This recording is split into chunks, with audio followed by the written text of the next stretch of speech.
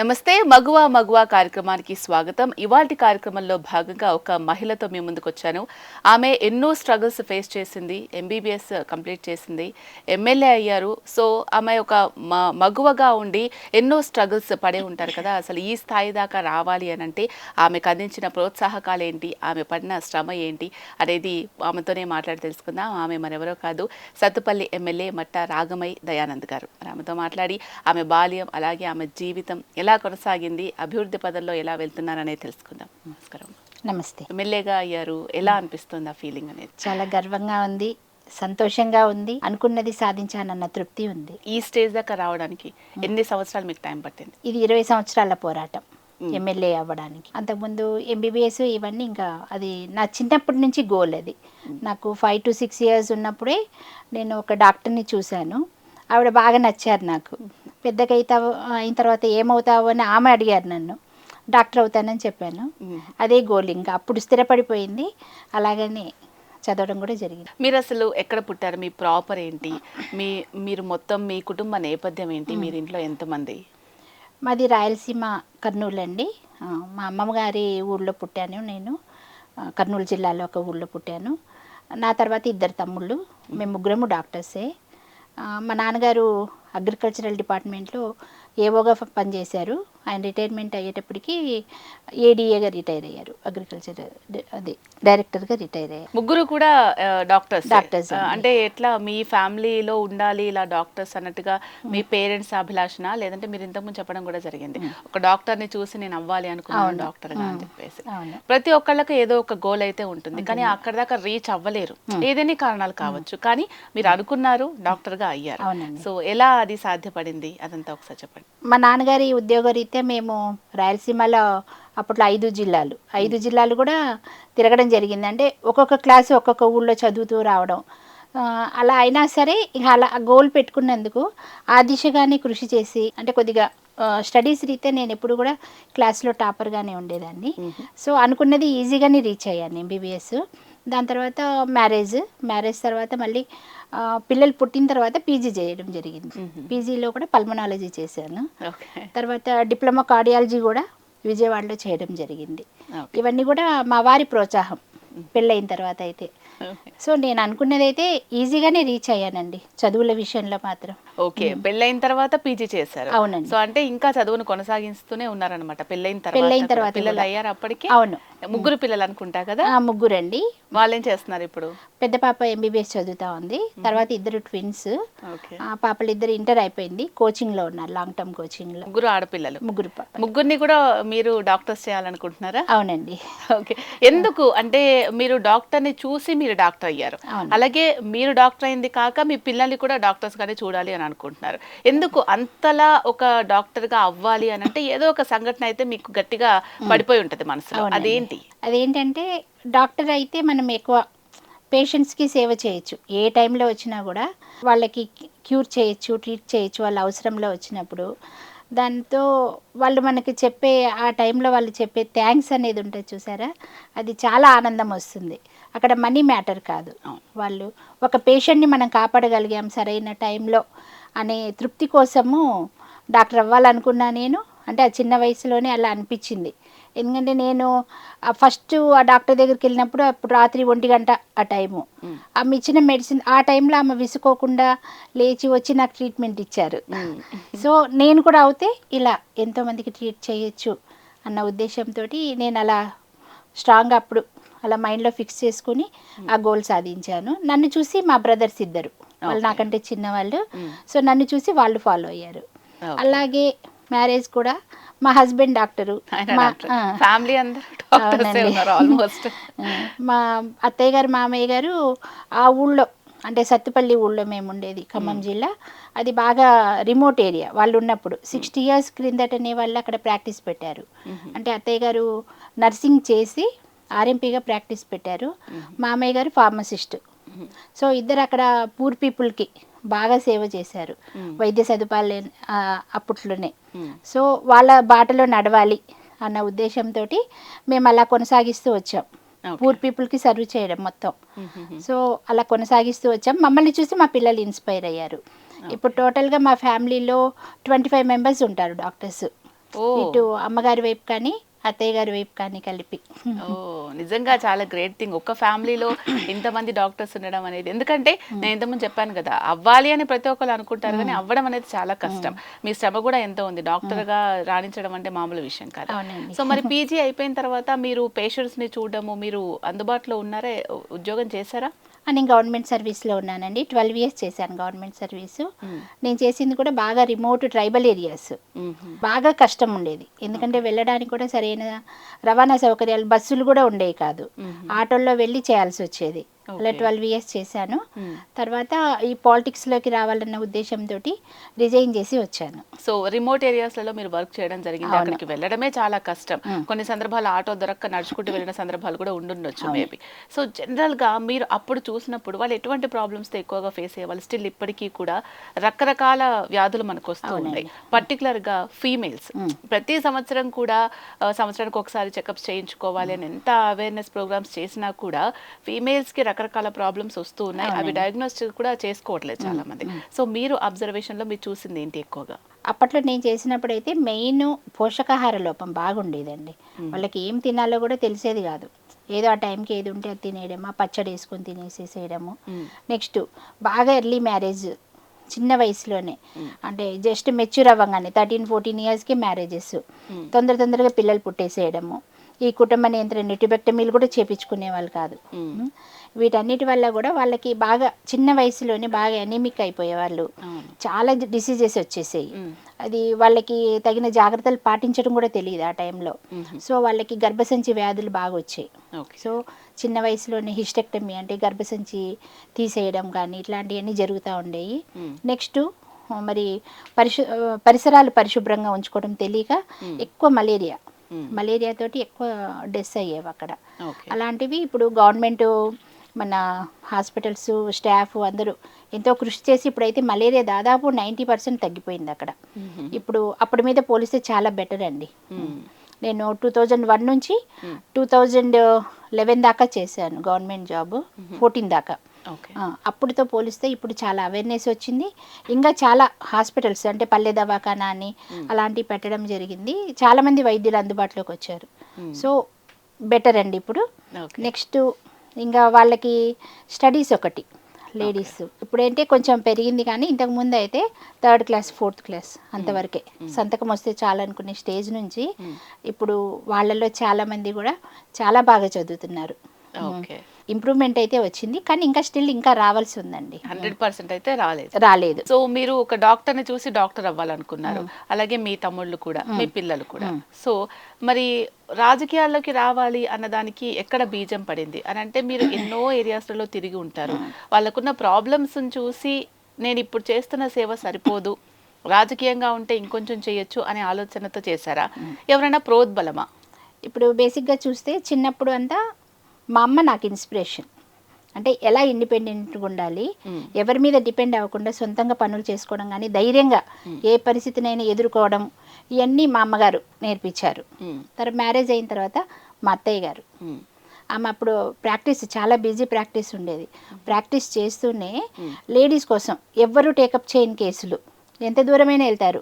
Police స్టేషన్కి వెళ్ళడం కానీ, అంటే భార్య భర్తల తగువులు కానీ, వేరే ఎవరైనా మోసం చేసి అమ్మాయిలను మోసం చేసి వెళ్ళిపోతే వాళ్ళ తరపున, ఇట్లా అందరి తరపున అనమాట ఆమె పోరాడేవాళ్ళు. తర్వాత ఆమె పాలిటిక్స్ ఇంట్రెస్ట్, ఆమె కూడా ఎంపీపీ చేశారు.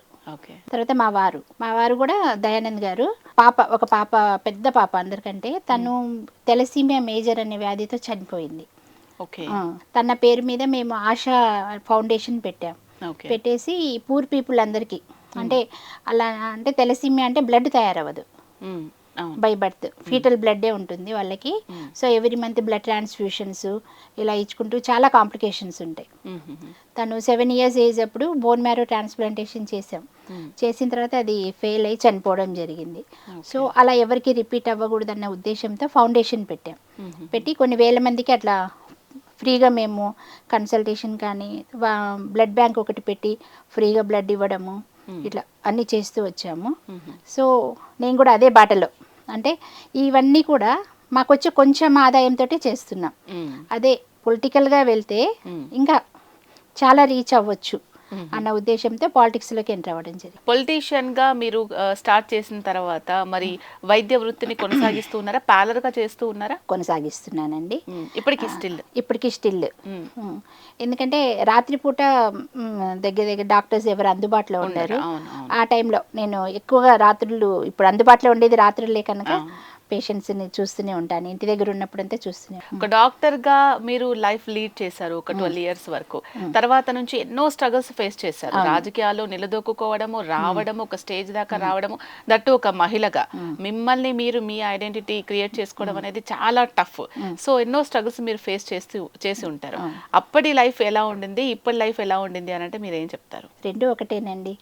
డాక్టర్గా ఉన్నప్పుడు కూడా అది 24 hours సర్వీస్. అంటే డాక్టర్ గా ఉన్నప్పుడు ప్రాబ్లమ్స్ తోటి, సమస్యలతోటి మీ దగ్గరకు వస్తే ట్రీట్ చేసి మీరు పంపించేవాళ్ళు. కానీ ఇప్పుడు మీరు ప్రజల్లోకి వెళ్తున్నారు, మీ సమస్యలు ఏంటి అని అడుగుతున్నారు, తెలుసుకోవడానికి ప్రయత్నిస్తున్నారు. సో కొంచెం తేడా ఉంటుంది కదా. అంటే ఎలా అంటే మాది ఫస్ట్ నుంచి పొలిటికల్ ఫ్యామిలీ అని చెప్పాను కదా, అత్తయ్య గారు మామయ్య గారు ఉన్నప్పటి నుంచి. సో మాకు ఎట్లా ఉంటుందంటే అది ఓన్లీ హాస్పిటల్ అన్నట్టు ఉండదు మాది. ఎప్పుడు కూడా ఇలానే ప్రజా దర్బార్ లాగే ఉంటుంది. వాళ్ళు ఇదొకటే కాదు, అన్ని సమస్యలతో వచ్చేవాళ్ళు. సో అన్ని టేకప్ చేసేవాళ్ళం, అన్నీ చూసేవాళ్ళము. పేషెంట్ వస్తే ఒక పేషెంట్లా ట్రీట్మెంట్ కాదు అది, మొత్తం వాళ్ళ కుటుంబ పరిస్థితుల దగ్గర నుంచి మొత్తం చేసుకుంటూ వచ్చేవాళ్ళం కనుక నాకు పెద్దగా అనిపించలేదు. కాకపోతే ఇంతకుముందు నేను కొన్ని విలేజెస్ సత్తుపల్లి ఆ చుట్టుపక్కల సరౌండింగ్స్ వరకు చూడగలిగా. ఇప్పుడైతే మొత్తం ఈ కాన్స్టిట్యుయెన్సీ కొంచెం పరిధి పెరిగింది. ఇంత ఆదరణ ప్రజల నుంచి మీకు వస్తుంది అని ఎక్స్పెక్ట్ చేశారా? ఎంత పొలిటికల్ లైఫ్ మీ ఫ్యామిలీది ఉన్నా కూడా ఒక స్టేజ్ ఇవ్వడము, ఒక మిమ్మల్ని నమ్మి మీకు బాధ్యత ఇవ్వడం, దానికి కూడా చాలా టైం పట్టింది, ఈజీగా కూడా రాలేదు. సో వాళ్ళకి ఏం చేయాలని అనుకుంటున్నారు? అండ్ వాళ్ళు మీ దగ్గరకు వచ్చినప్పుడు మీ దగ్గర నుంచి వాళ్ళు ఏం ఎక్స్పెక్ట్ చేస్తున్నారు? ఖచ్చితంగా అయితే ఫస్ట్ నుంచి కూడా మాకు ఆదరణ వస్తుందనే నమ్మకం ఉంది. ఎందుకంటే ప్రజల్లోకి వెళ్ళినప్పుడు ప్రచారం అప్పుడు కానీ వాళ్ళు ఇచ్చిన రెస్పాన్స్ కానీ ఇది కూడా చూస్తే గెలుపు ఖాయమని తెలిసింది. వాళ్ళు ఎంతో ఆదరించారు, బాగా నమ్మకం పెట్టుకున్నారు కనుక సాధ్యమైనంత వరకు వాళ్ళకి అవసరమైనవన్నీ చేయాలని. ఎందుకంటే నేను యాజ్ ఏ డాక్టర్గా నేను వైద్యం మీద ఎక్కువ దృష్టి పెట్టడం జరిగింది. అది తరచుగా విజిట్ చేయడము, హాస్పిటల్స్ అన్ని స్టాఫ్ని అలర్ట్ చేయడము, ఇలాంటివన్నీ చేస్తున్నాము. అట్లాగే ఇంకా మెడికల్ క్యాంప్స్ అవి పెట్టించడం ఒకటి. నెక్స్ట్ స్కూల్ మీద స్కూల్ విజిట్స్, హాస్టల్ విజిట్స్ చేసి ఆ పిల్లల హెల్త్ ఒకటి, స్టడీస్ ఎట్లా ఉన్నాయి, హాస్టల్స్లో పరిస్థితులు ఎట్లా ఉన్నాయి ఇవి చూసి వాళ్ళకి సూచనలు అవి ఇచ్చేసి అవన్నీ కూడా ఏంటంటే ఒక ఎగ్జాంపుల్ వాళ్ళకి టాయిలెట్స్ సరిగ్గా లేవు అమ్మాయిలకి స్కూల్స్లో.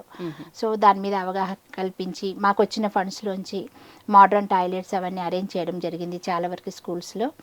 అట్లాగే పిల్లలు కింద పడుకుంటున్నారు హాస్టల్స్లో, అది చూసి వెంటనే కాట్స్, బెడ్స్ వాళ్ళకి అలాట్ చేయడం జరిగింది చాలా వరకు. ఇవి రెండు. నెక్స్ట్ రైతుల మీద, వ్యవసాయం మీద ఎక్కువ దృష్టి పెట్టడం జరిగింది. నెక్స్ట్ మొన్న వేసవిలో బాగా నీటి కొరత ఎక్కువగా ఉంటుందని ముందే మనం గమనించి మాకు వచ్చిన ఫండ్స్లోంచి 6 కోట్ల రూపాయల దాకా మనము వాటర్కే, అంటే కొత్త బోర్లు, మోటార్లు ఇలాంటి వాటి మీద మేము పెట్టడం జరిగిందండి. ఇప్పటి వరకు చేసింది అయితే బాగానే ఉంది. ఓకే, మీరు ఎన్నో స్కూల్స్ డెవలప్మెంట్కి ఆలోచిస్తూ ఉన్నారు కదా. సో స్కూల్స్లలో పిల్లల్ని మనం చూస్తూ ఉంటాం, వాళ్ళకి ఇంకా స్టిల్ హైజెనిక్గా ఉండడం కానీ, అంటే వ్యక్తిగతంగా శుభ్రంగా ఉండడం కానీ, లేకపోతే మనకు వచ్చే హెల్త్ ఇష్యూస్ని ముందుగానే ఇట్లా స్క్రీనింగ్ చేయించుకోవాలి అని కానీ ఇప్పటికీ స్టిల్ అవగాహన లేదు. సో పాఠ్య పుస్తకాలలో ఇవన్నీ కూడా పర్టికులర్గా ఫీమేల్స్కి, ఎందుకంటే సినిమాలలో కూడా మన డైలాగ్స్ వింటూ ఉంటాం, ఒక మహిళ స్ట్రాంగ్గా ఉంటేనే కుటుంబం అంతా కూడా స్ట్రాంగ్గా ఉంటుంది అని చెప్పేసి. సో అది బీజం అనేది చిన్నప్పటి నుంచో వాళ్ళకి పడాలి. సో పాఠ్య పుస్తకాల్లో కూడా ఇవన్నీ ఉండాలని మీరు అనుకుంటున్నారా? ఎంబీబీఎస్గా కూడా మీరు చేశారు కాబట్టి ఆ థాట్ ఎంత లేదన్నా వెనక రన్ అవుతూ ఉంటుంది. సో మీ ఆలోచన ఏంటి దీనికి సంబంధించి? ఇప్పటికైతే మనము గవర్నమెంట్ మన పిహెచ్సిలు, ప్రైమరీ హెల్త్ సెంటర్స్ ద్వారా ఏఎన్ఎంస్ ఉంటారు, వాళ్ళ ద్వారా రెగ్యులర్గా వీక్లీ వన్స్ మనం హెల్త్ చెకప్స్ ఉంటాయి, హెల్త్ అవేర్నెస్ క్యాంప్స్ ఉంటాయి. ఓకే, ప్రతి హాస్టల్లో కూడా పిల్లలకి, అట్లాగానే స్కూల్ పిల్లలకు కూడా 3-4 monthsకి ఒకసారి హెల్త్ అవేర్నెస్ క్యాంప్స్, ఇవన్నీ ఎట్లా హైజీన్ పాటించాలి, అమ్మాయిలు ఎట్లా ఇంకెంత జాగ్రత్త తీసుకోవాలి, అంటే ముఖ్యంగా మెచ్యూర్ అయిన పిల్లలకి పీరియడ్స్ టైంలో ఎట్లా తీసుకోవాలనేది కొన్ని స్కూల్స్లో వాళ్ళే ఫండ్స్ ప్రొవైడ్ చేసుకొని మనవి ఇవి శానిటరీ నాప్కిన్స్ అందరు కొనలేరు కనుక ఆ మిషన్ అవి కొంతమంది డొనేట్ చేయడం కూడా జరిగింది. వాటిని ఎట్లా డిస్పోజ్ చేయాలి, ఇట్లాంటివన్నీ ట్రైనింగ్స్ ఇస్తున్నారు. ఇవే మనం మీరు చెప్పినట్టు మనం పాఠ్య పుస్తకాల్లో కూడా పెడితే పిల్లలకి ఇంకా అవగాహన పెరుగుతుందని మీరు చెప్పిన సూచన బాగుంది. నేను కూడా ఇది ఖచ్చితంగా పరిగణనలోకి తీసుకొని మా హెల్త్ మినిస్టర్ గారికి, సీఎం గారికి తప్పకుండా నేను వాళ్ళకు కూడా తెలియజేస్తాను. ఇది కూడా వస్తే చాలా బాగుంటుంది. Thank you. నిజంగా, ఎందుకంటే మనం ఎన్నో నేర్పిస్తూ ఉంటాం పిల్లలకి, కానీ చిన్నప్పటి నుంచి ఇలాంటివి కూడా ఉంటే వాళ్ళకి ఎంతో యూస్ఫుల్ గా ఉంటుంది. అంటే సమాజంలో ఎలా జీవించాలి, అసలు మనం ఎలా ఉండాలి, ఆరోగ్యంగా ఉంటేనే కదా ఏదైనా చేయగలుగుతాము. అయితే అవేర్నెస్ ప్రోగ్రామ్స్, ట్రైనింగ్ ప్రోగ్రామ్స్ చాలా కండక్ట్ చేస్తున్నారు ఇప్పుడు. పాఠ్య పుస్తకాల్లో ఉంటే ఇంకా బెటర్ ఉంటుంది మీరు అన్నట్టు. కరెక్టే. మీ హస్బెండ్ దయానంద్ గారు కూడా మీకు సపోర్టివ్ గా ఉంటూ ఉంటారు. చాలా. కానీ చాలా మంది ఎప్పటికైనా స్టిల్ ఇంకా మనం ఎంత ఎదుగుతున్నా కూడా, ఎంత బాగా రాణిస్తున్నా కూడా, అంత సపోర్ట్ తీసుకొని మనకై మనం ముందుకెళ్తున్నా కూడా హస్బెండ్ రోల్ ఎక్కువగా ఉంది అన్నట్టు ఎన్నో విమర్శలు మీరు వినే ఉంటారు. దీనికి మీరు ఏం సమాధానం చెప్తారు? అంటే ఇప్పుడు మనం కొత్తగా వస్తాము, జెంట్స్ లేడీస్ని తొందరగా అప్రోచ్ అవ్వలేరు బయట నుంచి వచ్చేవాళ్ళు. సో వాళ్ళతోటి కొన్ని విషయాలు మాట్లాడతారు.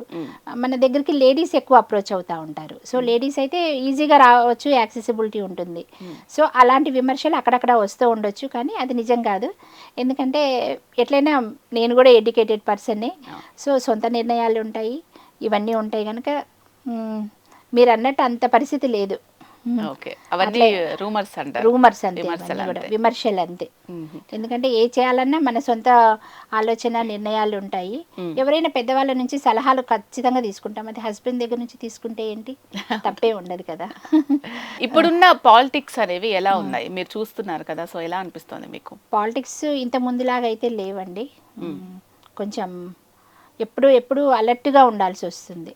అంటే మన ముందు పొగిడిన వాళ్ళే వెనకాల వెళ్ళి విమర్శించడం కానీ, మనం ఏదైనా అంతకుముందు వాళ్ళు చేయలేదు, మనం చేస్తున్నా కూడా దాంట్లో ఉన్న మంచిని చూడకుండా, ఎక్కడైనా సరే ఎంత పని చేసినా ఏదో చిన్న లోపం ఉండొచ్చు, ఇలా సరిదిద్దుకోండి అని మంచిగా చెప్తే బాగుంటుంది. కానీ దాన్ని భూతద్దంలో పెట్టి విమర్శలు చేయడము, వెనక్కి లాగాలని చూడడం, మనకు రావాల్సినంత పేరు మనకు రాకుండా చేయడం, ఇలాంటివన్నీ చాలా ఉంటున్నాయండి.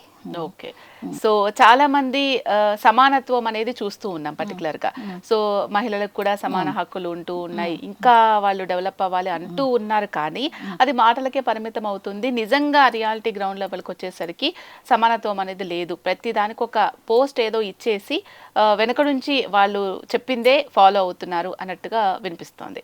మీకు అలాంటి సందర్భం ఏదైనా ఉండిందా? మీరు దాన్ని అవును అంత సమానత్వం లేదు, తక్కువగానే చూస్తున్నారు మహిళల్ని అనేమని అనిపిస్తుందా మీకు కూడా? జనరల్గా సమాజంలో అలానే ఉంది, బయట అయితే చాలా వరకు ఉందండి. కానీ నా వరకు వస్తే అలా లేదు. ఫస్ట్ నుంచి కూడా ఇండిపెండెంట్గానే ఉంటున్నాము, చిన్నప్పటి నుంచి కూడా. అలాగనే ఇప్పుడు మా సీతక్క గారు ఉన్నారు, సురేఖ గారు ఉన్నారు, మేమందరం కూడా మేము అనుకున్నది చేయగలుగుతున్నాము. అంతా బాగానే ఉంది, మా వరకు అవకాశాలు బాగానే ఉన్నాయి. చదువుకున్న వాళ్ళలో అయితే బాగానే ఉందండి. ఇప్పుడు జాబ్ హోల్డర్స్ వాళ్ళలో కొంతమంది మనకు కొంచెం చదువు తక్కువగా ఉండి డైలీ పనులు చేసుకునే వాళ్ళలో మాత్రం కొంచెం మేల్ డామినేషన్ ఉంటుంది. దానికి మనం విరుగుడు ఏంటంటే మహిళలు ఎక్కువ చదువుకోవాలి, ఎక్కువగా మగవాళ్ళ మీద డిపెండెన్సీ అనేది తగ్గించుకుంటే కనుక మార్పు వస్తుంది. సపోర్ట్తో ముందుకు వెళ్ళాలి కానీ డిపెండ్ అవ్వద్దు. ఓకే. మీరు మరి చాలా రూరల్ ఏరియాస్లలో వెళ్తూ ఉంటారు, సిటీస్లలో కూడా తిరుగుతూ ఉంటారు. సో యువత ఎలా ఉండాలి, ఇప్పుడు ప్రస్తుతం ఎలా ఉన్నారు, పర్టికులర్గా అమ్మాయిలు? సో ఇప్పుడున్న జనరేషన్ చాలా ఫాస్ట్గా ఉండింది. సో అన్ని రంగాల్లో కూడా వాళ్ళు రాణించగలుగుతున్నారు. సో ఇంకా వాళ్ళు బాగా రాణించేలాగా ఏం చేస్తే బాగుంటుంది అని మీ ఆలోచన? యువత మెయిన్గా ఒకే దాని మీద ఫోకస్ పెట్టాలి. లక్ష్యం ఏదైతే ఉందో అది ఫోకస్ పెట్టాలి. మనల్ని డివేట్ చేయడానికి చాలా ఉన్నాయి ఇప్పుడు. వాటి భ్రమలో పడ్డామంటే ఇంకా ఇంతే అవుతుంది. కనుక మంచి గైడెన్స్ తోటి మనం ఏదైతే అది అనుకుంటున్నామో అది చేరిన దాకా కూడా, అంటే మన ఫ్రెండ్స్ని సెలెక్ట్ చేసుకోవడం కానీ అక్కడ నుంచి స్టార్ట్ అవ్వాలి. తర్వాత మనం పేరెంట్స్ కూడా గైడెన్స్ ఇవ్వాలి. పేరెంట్స్ మాటకు కూడా పిల్లలు రెస్పెక్ట్ ఇవ్వట్లేదు ఇప్పుడు. టీవీ ప్రభావం కావచ్చు, మూవీస్ కావచ్చు, మన యూట్యూబ్ ఛానల్స్ అయితే మరీ భయంకరం, వాటికి సెన్సార్ కూడా లేదు కనుక అది అట్రాక్ట్ అయ్యే వయసు కనుక వాళ్ళందరూ కొంచెం దారి మళ్ళుతున్నారు కొద్దిమంది. అది ఒక్కటి తగ్గించుకోగలిగితే, మంచి పేరెంటల్ గైడెన్స్ ఉండి స్కూల్స్లో కూడా అవేర్నెస్ ప్రోగ్రామ్స్, అట్లా ఎవరైనా కౌన్సిలర్స్ తోటి మనం ఎప్పటికప్పుడు అవేర్నెస్ ప్రోగ్రామ్స్ ఇచ్చి పిల్లల్ని కనుక మోటివేట్ చేయగలిగితే కనుక కొంచెం బాగుంటుంది. అట్లాగే ఇప్పుడు పిల్లలు ఫ్యాషన్ అనుకుంటున్నారు, బాయ్ ఫ్రెండ్స్ కానీ, అది పబ్ కల్చరు, డ్రగ్స్ తీసుకోవడం, ఇట్లాంటివన్నీ కూడా అది పక్క పిల్లల్ని చూసి అది మేము చేయకపోతే వెనకబడ్డాము అన్న ఫీలింగ్తో ఉంటారేమో, వాళ్ళు మమ్మల్ని చులకన చేస్తారన్న ఉద్దేశంతో వాళ్ళు దానికి అట్రాక్ట్ అయిపోయి అదొక సోషల్ స్టేటస్లా వాళ్ళు భావిస్తున్నారు. అది అది తప్పు అనేది వాళ్ళకి అవేర్నెస్ తీసుకొచ్చే ప్రోగ్రామ్స్ మనం చేయాల్సి ఉంటుందండి విస్తృతంగా. ఎంత మనం షీ టీమ్స్ పెట్టినా కూడా 24/7 మీకు సెక్యూరిటీ ఇస్తున్నాం అన్నా కూడా ఫీమేల్స్లో ఎక్కడో ఒకలాంటి భయం అయితే ఉంది. ఎందుకంటే రీసెంట్గా ఎన్నో ఇన్సిడెంట్స్ మనం చూస్తూ ఉన్నాం. వాళ్ళు ధైర్యంగా ఫైట్ చేయాల్సిన అవసరం అయితే లేదు. మాట్లాడడం కానీ లేకపోతే కాల్స్ చేయడం కానీ ఇమీడియట్గా రెస్పాండ్ అవ్వడం కానీ అవి చాలా అమ్మాయిల్లో తక్కువ, అంత రావట్లేదు వాళ్ళకి. సో ఆ విధంగా కాకుండా ఏదైనా ప్రాబ్లం వచ్చినప్పుడు ఎలా ఫేస్ చేయాలి, యాజ్ ఒక నేతగా మీరు ఏం చెప్తారు అసలు అమ్మాయిలకి? వాళ్ళు అంటే ఏదైనా మనం హెల్ప్ తీసుకునే ముందు ఎలా ఉండాలి అనే దానికి సంబంధించి. ఫస్ట్ ఏంటంటే మనం ముందు ఆ టైంలో ఒంటరిగా వెళ్ళకుండా అది చూసుకోవాలి. కనీసం ఒకరో ఇద్దరు తోడు ఉంటే, ఇప్పుడు ఏదో ట్యూషన్కి వెళ్ళొస్తున్నారు, ఏదైనా ఆఫీస్కి వెళ్ళొస్తున్నారు, ఇలాంటప్పుడు ఒక్కరు ఉండకుండా చూసుకోవాలి మెయిన్. ఒకవేళ ఉన్నా కూడా మనం కొంచెమన్నా భయపడినట్టు కనపడకూడదు వాళ్ళకి. ఎందుకంటే నేను జాబ్ చేసేటప్పుడు ఇంటికి వచ్చే టైంకి ఒక్కోసారి 12:30, 1 గంట కూడా అయ్యేది. రిమోట్ విలేజెస్ నైట్ అయినా కూడా ధైర్యంగా వచ్చేసేదాన్ని. నేను ఆర్టీసీ బస్సులో దిగేసి వచ్చేసేదాన్ని. అంటే అట్లా ధైర్యం ఉండాలి. ఒకటి మనం భయపడినట్టు ఎదుటి వాళ్ళకి తెలియకూడదు. ఆ టైంలో మనం రక్షణగా మనం ఇప్పుడు పెప్పర్ స్ప్రే అని అవి కారపొడి ప్యాకెట్ అవి దొరక్కపోయినా ఏవో ఒకటి పెట్టుకోవడము, విజిల్ ఒకటి పెట్టుకుంటే బ్యాగ్లో కనుక అలాంటి తక్షణం. నెక్స్ట్ ఈ హెల్ప్ లైన్స్ నంబర్స్ కూడా చాలామంది అమ్మాయిలు ఉంచుకోవట్లేదు దగ్గర. అదొకటి మెయిన్. అదొకటి ఉంచుకోగలిగితే కనుక చాలా బెనిఫిట్ ఉంటుంది. మెయిన్ అలాంటి ప్లేసెస్లోకి వెళ్లకుండా ఉంటే ఇంకా బెటర్ అండి నా ఉద్దేశంలో అయితే. నెక్స్ట్ పేరెంట్స్ అబ్బాయిలను కూడా చిన్నప్పటి నుంచి మోటివేట్ చేసి సంస్కారంగా పెంచాలి. మన ఇంట్లో అక్క చెల్లెలను ఎలా చూస్తామో బయట అమ్మాయిలను కూడా అలానే గౌరవించాలి అనేది మనం పేరెంట్స్ చిన్నప్పటి నుంచి అమ్మాయినే మనం చూస్తున్నాం.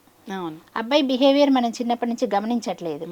సో తల్లిదండ్రులే పూనుకోవాలి దీనికి. ఓకే, అబ్బాయి అంటే ఎక్కువగా తిరగొచ్చు, చెయ్యొచ్చు అలా కాకుండా అబ్బాయిని కూడా క్రమశిక్షణతో సంస్కారంతో పెంచాల్సిన అవసరం ఉంది. అది చేస్తే అమ్మాయిల మీద అత్యాచారాలు కానీ మనం ఇంత భయపడాల్సిన అవసరం కానీ ఉండదు.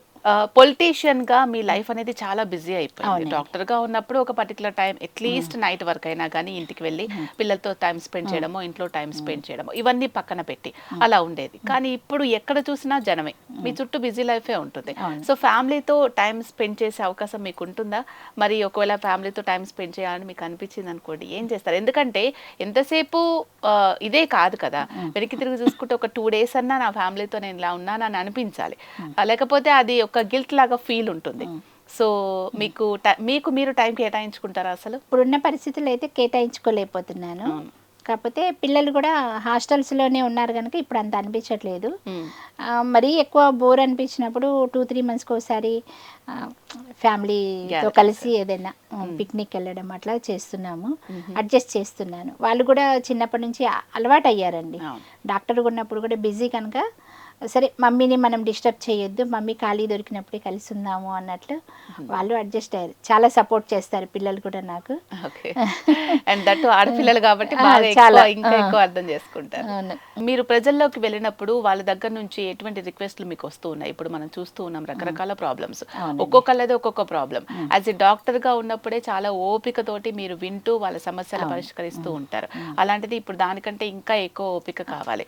సో వాళ్ళ నుంచి ఎక్కువ ఇప్పటికీ స్టిల్ ఫేస్ చేస్తున్న ప్రాబ్లమ్స్ ఏంటి? చాలా ఎక్కువ మంది ఇప్పుడు అన్ఎంప్లాయ్మెంట్ ఎక్కువగా ఉంది.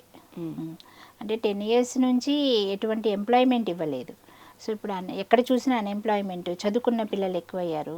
సో మనకి జాబ్స్ చూపించమని ఒకటి, ఇల్లు లేవు ఎక్కడ చూసినా. ఫ్యామిలీస్ పెరిగాయి, ఇల్లు పెరగలేదు, ఇల్లు ఇవ్వలేదు. 10 years బ్యాక్ ఇచ్చినవే ఉన్నాయి.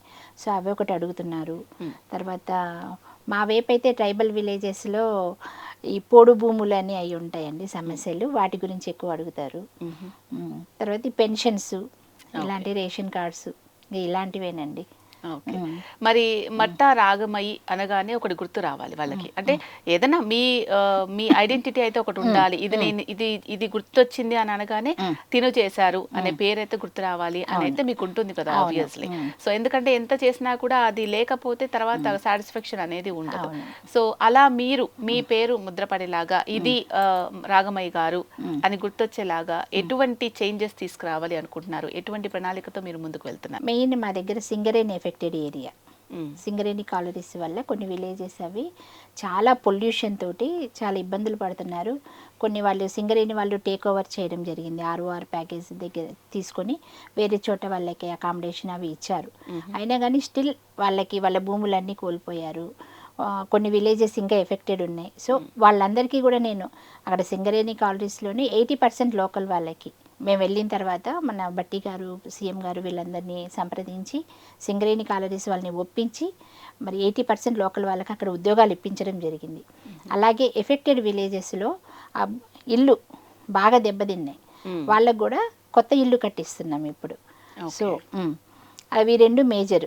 అట్లనే మాకు వేరే విలేజ్లో బుగ్గపాడు అనే విలేజ్లో ఫుడ్ పార్క్ ఒకటి ఉంది, మెగా ఫుడ్ పార్క్.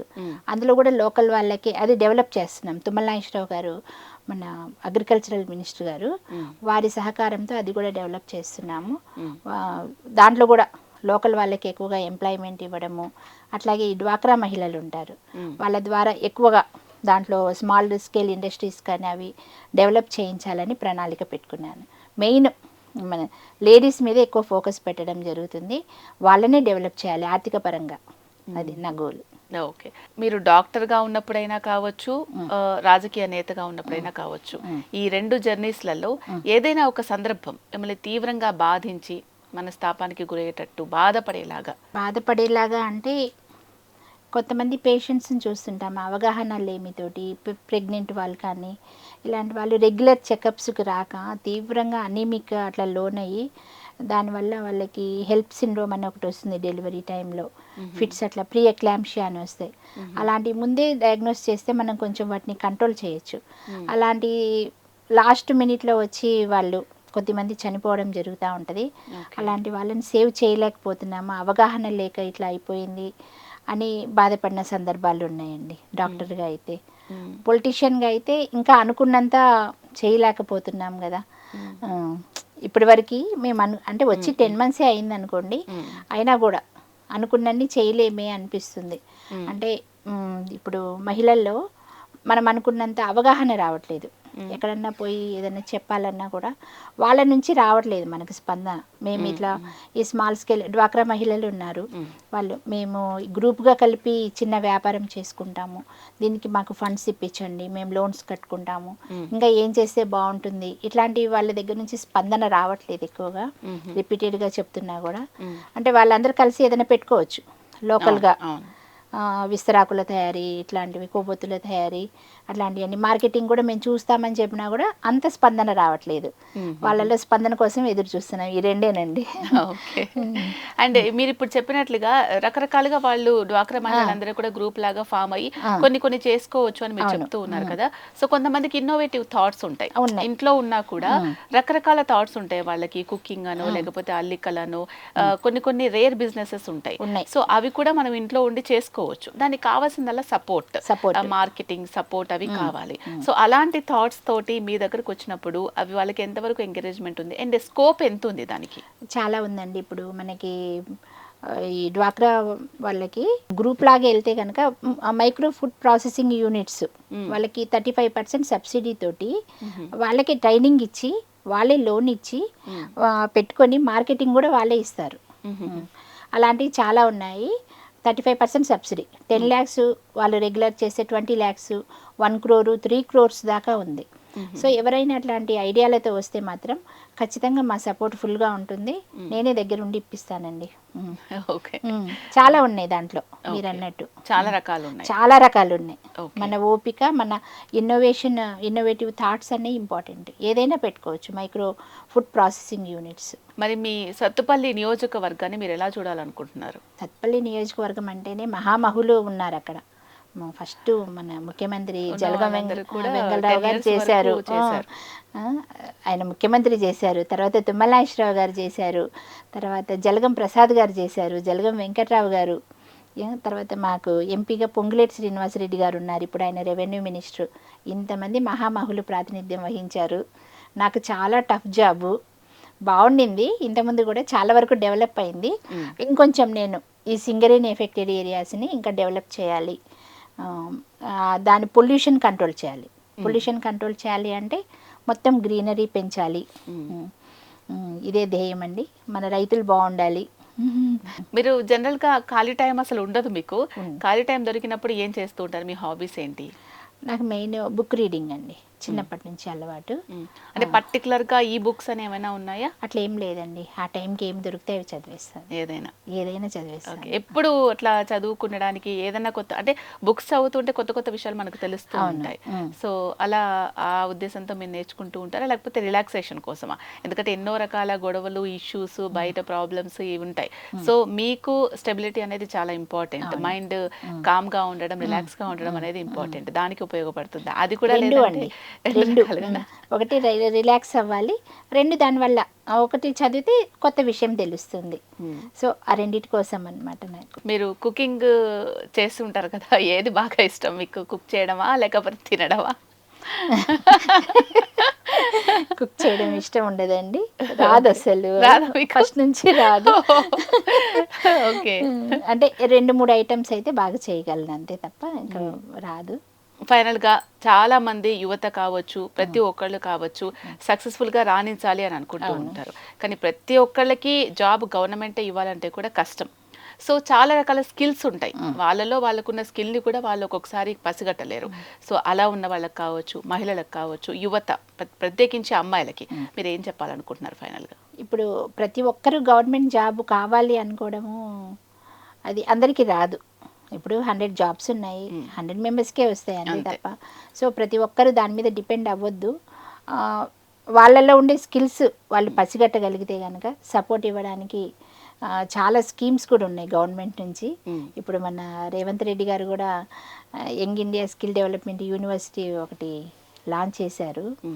సో అట్లా, ఎందుకంటే స్కిల్స్ని ఇంకా వెలికి తీయడం కోసము మేము కూడా మా సత్తుపల్లిలో త్వరలోనే సింగరేణి నుంచి స్కిల్ డెవలప్మెంట్ యూనివర్సిటీ ఒకటి, అదే యూనివర్సిటీగా సెంటర్ ఒకటి, ట్రైనింగ్ సెంటర్ ఒకటి పెడతాము. అట్లా వాళ్ళలో ఉండే స్కిల్స్ వెలికి తీసి వాళ్ళు పెట్టుకోవడానికి మేము తగినంత లోన్స్ అవి శాంక్షన్ చేపించి అవి చేయాలని అనుకుంటున్నాము. యువత కూడా అలానే, అందరు గవర్నమెంట్ జాబ్ అయితేనే జాబ్ అన్నట్టు కాదు. మొత్తం వాళ్ళల్లో ఉండే ప్రతిభా పాట వాళ్ళు ఏ విధంగా అయినా ఉండొచ్చు. సో వాటి దృష్టి పెట్టేసేసి అవి డెవలప్ చేసుకుంటే కనుక సపోర్ట్ ఇవ్వడానికి చాలా స్కీమ్స్ ఉన్నాయి. మేము కూడా తప్పకుండా సహాయం చేస్తామండి. ఓకే రాగమయ్య గారు, మీకున్న టైంలో మాకు కొంచెం టైం కేటాయించి అండ్ మహిళలకు ప్రత్యేకించి మగవాళ్ళకు ఉపయోగపడే విధంగా ఎంతో విషయాలు మాతో చర్చించుకున్నారు. Thank you so much. Thank you Sheela గారు. సో చూశారు కదండి, ఇది ఇవాల్టి మగువ. మరొక మగువతో మగువ కార్యక్రమంలో మళ్ళీ కలుద్దాం. అంతవరకు సెలవు, నమస్తే.